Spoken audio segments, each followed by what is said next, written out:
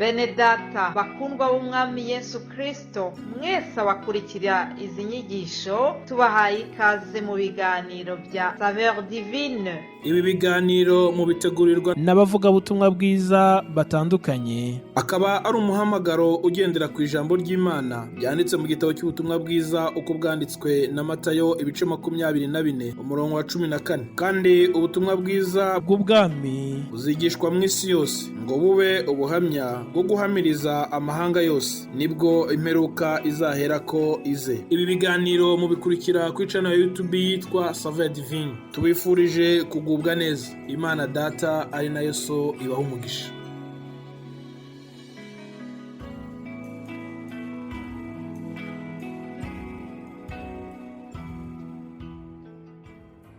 Yesu ashimwe bakundwa nshuti z'umusaraba, mwese abakurikira ibi biganiro bya Saveur Divine, ndabaramukije mu izina rya Yesu Kristo umwami n'umukiza wacu. Amahoro ye atanga aganze mu mitima yanyu mwese. Mbifurije gutangira icyumweru neza. Turashima Imana yabanye natwe, turashima Imana ikomeje kuturinda, turashima Imana ikomeje gushyira ijambo ryayo muri twe kugira ngo turibagezeho, kandi kugira ngo twese hamwe dukomeze dukure muri iyi nzira ijya mu ijuru, twaguke mu buryo bw'ijambo ry'Imana. Ibyo nibyo tubifuriza mwese abakurikira ibi biganiro tubagezaho. Ndabifuriza rero gutangira iki cyumweru neza. Reka dutangire twumva amagambo y'Imana tubona mu gitabo cy'umuhanuzi Yesaya 46. Reka dusome kuri uyu murongo wa 3 tugeze wa 4. Handitse ngo, nimunyumve mwanzu ya Yakobo mwe, namwe abarokotse bo mu nzu y'Isirayeli mwese, abo nahetse mukiri mu nda, nkabaterura mukivuka, nkabageza mu zabukuru, ndiwe. Muzarinda imvi z'uruyenzi nkibaheka, nijye waremye, nijye uzaheka. Ni koko nzaheka kandi nzajya nkiza. Imana ishimwe. Tubonye isezerano ryiza cyane Imana itanga hano muri iki gice cya 46. Imana ibwiye ubwoko bwabo ngo niyo yabahetse ngo kuva bakiri mu nda, kandi ngo n'ubu iracyabahetse. Haleluya. Natwe iyi Mana ibwira Abisirayeli niyo Mana yacu, ni Imana ya Aburahamu, ni Imana ya Isaka na Yakobo, ni Imana ya wowe unyumva, ni Imana ya njyewe Nyiraneza ubabwira, ni Imana yacu twese, ni Imana yaremye isi n'ijuru. Uko yari iri kera n'uyu munsi ni kuri, ntabwo ihinduka, kandi urukundo rwayo ntabwo ruhinduka. Imana yacu iratubwiye ijambo ryiza rivuga ngo iraduhetse. Umuririmbyi umwe yaravuze ngo iraduhetse ku mugongo wayo, ngo ntabwo izadusiga kandi ntabwo izaduhana. Ndashimira Imana rero uburyo ibanye natwe.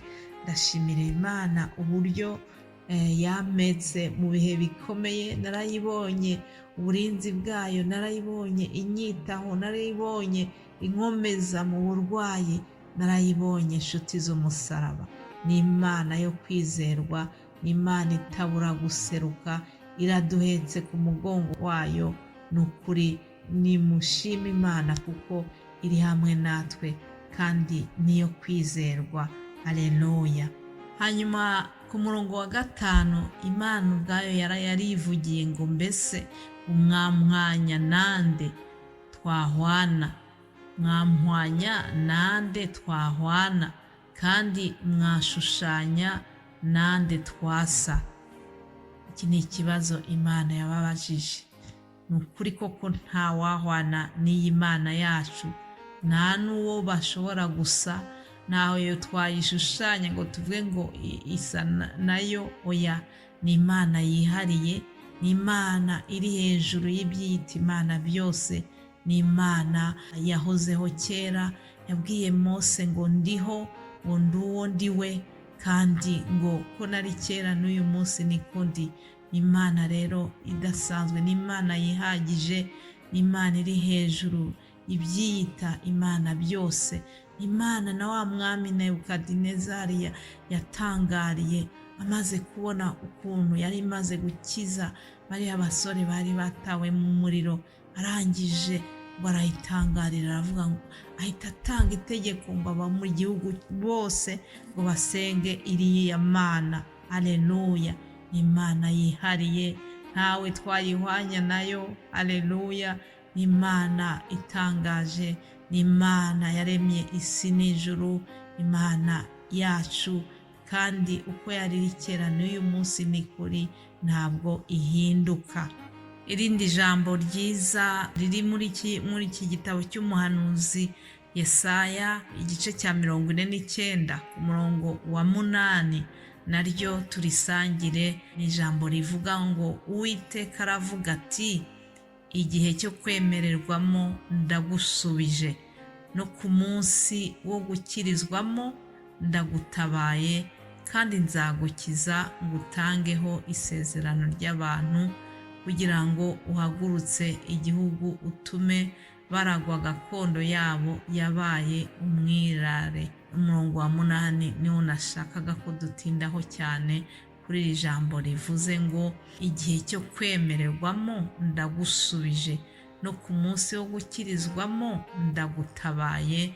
Haleluya! Reka ni ukuri twakire ubutabazi buvuye ku Uwiteka, twakire ibisubizo Imana iduhaye muri iki gitondo, kuko atubwiye ngo igihe cyo kwemererwamo aradushubije. Birashoboka yuko hari ibyo wasabye Imana mu minsi yashize, cyangwa se ibyo umaze iminsi uyisaba, ariko uyu munsi muri iki gitondo Uwiteka aratubwiye ngo ndagushubije. Nshuti yanjye unyumva, ndakwifuriza kugira ngo uhabwe ibisubizo by'ibyo wasengeye mu iyo minsi yose itambutse, kandi ni wowe utegereje ubutabazi buturuka ku Uwiteka. Ni ukuri Uwiteka agutabare nk'uko abitubwiye muri iri jambo, no ku munsi wo gukirizwamo ndagutabaye. Haleluya! Ndashimiye Imana uburyo ijya idutabara. Ni ukuri ni Imana itabura guseruka, ni Imana idufitiye imbabazi nyinshi. Yongeye iratubwira ngo mbese umugore yakwibagirwa umwana yonsa ntababarire uwo yibyariye? Icyakora bo babasha kwibagirwa, ngo ariko njye sinzakwibagirwa. Haleluya! Imana yacu ntabwo itwibagirwa, nshuti z'umusaraba.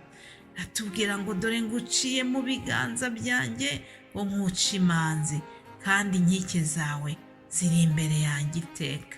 Imana yacu ni ishimwe, kuko ni Imana y'imbabazi, ni Imana y'urukundo rwinshi. Mwakire rero ayo magambo meza Imana itubwiye muri iki gitondo, atubere impamba yo muri iki cyumweru tugiye gutangira. Bifurije ni ukuri kugubwa neza, mwongera gutekereza kwa aya magambo dusangiye yo muri Yesaya. Hanyuma nk'uko bisanzwe buri wa mbere mbagezaho umurongo cyangwa se ijambo tuzasangira muri iki cyumweru tuba dutangiye. Ni ijambo bene data bazabaganirizaho, nanjye nkakomeza mbagezaho ibiganiro mu rurimi rw'Igifaransa.